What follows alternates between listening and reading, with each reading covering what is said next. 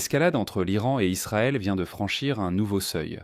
Le corps des gardiens de la révolution islamique, l'IRGC, a affirmé avoir frappé le bureau du Premier ministre israélien Benjamin Netanyahou lors de ce qu'il a présenté comme la 10e vague de son offensive de missiles.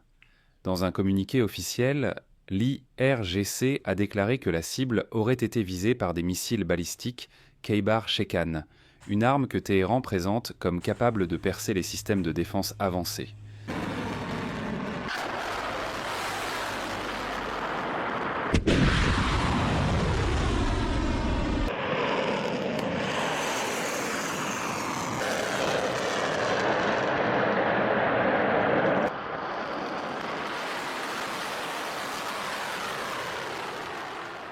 Mais c'est une phrase en particulier qui a enflammé les réseaux sociaux.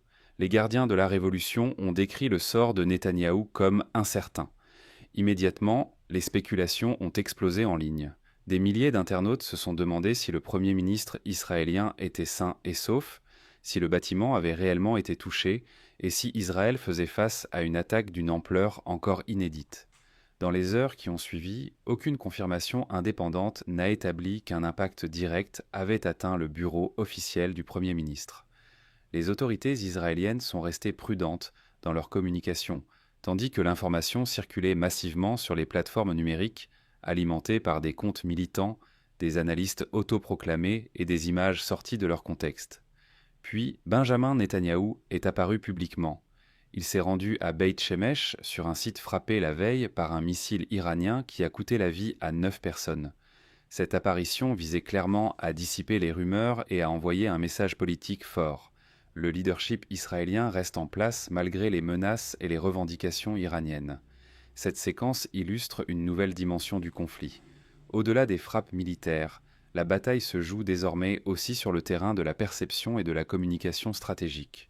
Une revendication soigneusement formulée évoquant un sort incertain suffit à déclencher une onde de choc numérique mondiale. Dans un contexte de guerre, chaque mot compte, chaque déclaration devient une arme. Le missile Khaybar Shekan, mis en avant par Téhéran, fait partie de l'arsenal balistique que l'Iran affirme avoir modernisé pour contourner les systèmes antimissiles régionaux. Si la frappe revendiquée contre le bureau du Premier ministre n'a pas été confirmée de manière indépendante, le message politique, lui, est clair.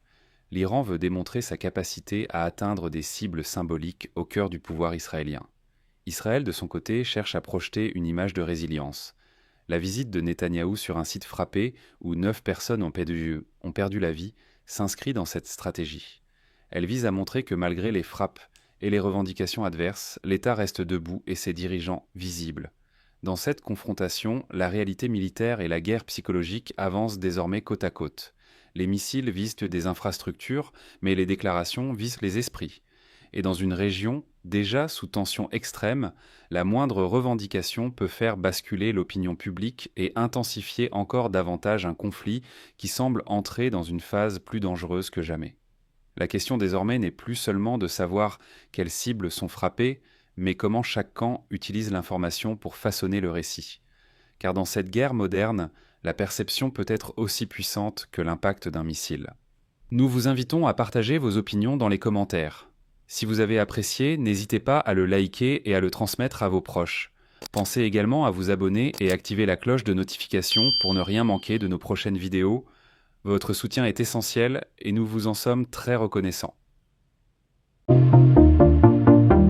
Monsieur le bailleur, vous êtes fatigué de chercher les locataires pour vos appartements à louer? Ne cherchez plus. Faites confiance à Jordanov Immobilier pour gérer efficacement votre cité. Devenir bailleur, c'est bien, mais avoir de bons locataires, c'est encore mieux. Pas besoin d'écrire vos numéros partout. Inutile d'afficher les plaques. Débarrassez-vous des appels embêtants à longueur de journée. Confiez-nous la gestion de vos boutiques, appartements, studios et chambres modernes. Nous sommes la solution pour vous aider à vendre rapidement rapidement vos terrains titrés, maisons et immeubles, boutiques et emplacements commerciaux.